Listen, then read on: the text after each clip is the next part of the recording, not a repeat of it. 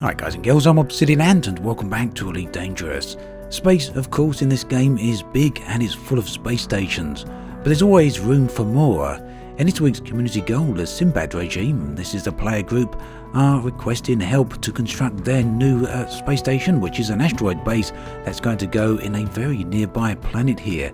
In fact, it's going to go in the ring system orbiting the planet that this station here is currently orbiting. This is an absolutely stunning location, and I was especially lucky early on as I come across this in the night cycle. Very dark location, and you can see all the volcanic activity down here. So yeah, I can totally understand why the Simbad regime have chosen this location for their asteroid base. Now, as usual with community goals, you can help out here with either getting involved in trade. There's some nearby systems where you can make quite a bit of money by shipping beryllium out this way, and of course you can get involved in bounty hunting.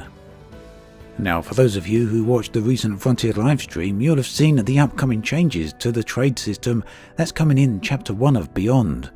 And this is a system that's hopefully going to make it a little bit easier for people to find commodities when they're doing community goals. However, for the moment, I'm still personally relying on external websites, and I guess we'll have to see just how effective the new tools are at this sort of thing. Hopefully they will be a bit of a help. But really, from what we've seen so far, they seem more aimed at helping people find a profitable trade route than they do in assisting people finding specific locations for commodities. After all, you're only going to be able to search for commodities in markets that you've already visited previously. So then, you may have noticed right at the beginning of the video where I was signing up for the community goal that this is the trade community goal, and we do need to ship quite a lot of products out here. Currently it stands at around the 3 million units, but it does have quite a few contributors involved, 2,000 players in fact, and that should pick up as the community unfolds over the rest of the week. Nowadays though, community goals are not the only large-scale player functions within the game. There are a number of other things.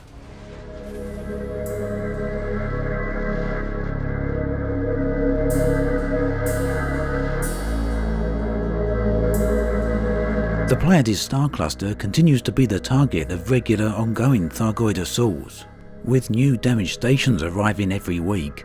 Last week, Obsidian Orbital was hit, and this has now moved into a state of repair, moving the number of repairable stations up to a total of 11, and again, this is increasing every week. I mentioned last week the difficulty, or the potential difficulty at least, in getting these stations repaired. As yet, not a single one has been repaired.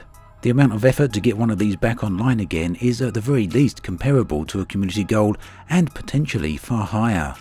This means it is 100% all but impossible to get every single one of these stations back online again, which also means in turn there's going to be a growing number of dysfunctional stations out here. As yet, it's unknown whether these types of attacks will remain exclusive to the Pleiades or whether they may move closer to the bubble. Now, if that does happen, it's going to be more than a little interesting, to say the least, to see what happens and how the players react if stations there go offline and never come back on again, particularly if they're stations that have been claimed by player groups. And it's perhaps for that reason alone that such attacks may never happen. I guess we'll have to wait and see. At any rate, there's growing momentum out this way to try and get at least a couple of these stations back online again. One of them is the Oracle, which was one of the first stations to go offline and has now got some of the most commodities delivered for its repair. The other is Obsidian Orbital, where a number of player groups are organising to try and bring this back online again.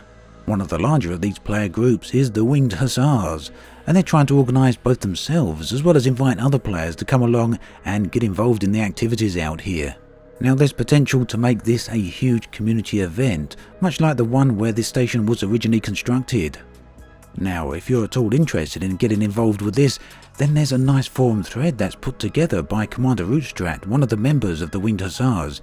There you can go and find out all the information you need to get together and try and contribute towards getting the station back online. It's more than possible though that even still, even with massive support, it could be a very long-term project and take immense time to get the station fixed. In either event, what it will serve to do is prove a point as to whether these stations can be repaired, or to prove whether or not with finality that these stations are not coming back online again. And even for the many players who are far too busy doing many other activities out there, it's probably nonetheless quite interesting to sit back and watch the Thargoids make their inexorable path across the galaxy. And of course, suspicions are pretty high, and at least partially fueled by the Elite Dangerous novels, that the Thargoids are just here in their first wave and there's much more yet to come. Wonder how much more destruction that's gonna bring. As always, thanks for watching, and I'll catch you guys and girls next time.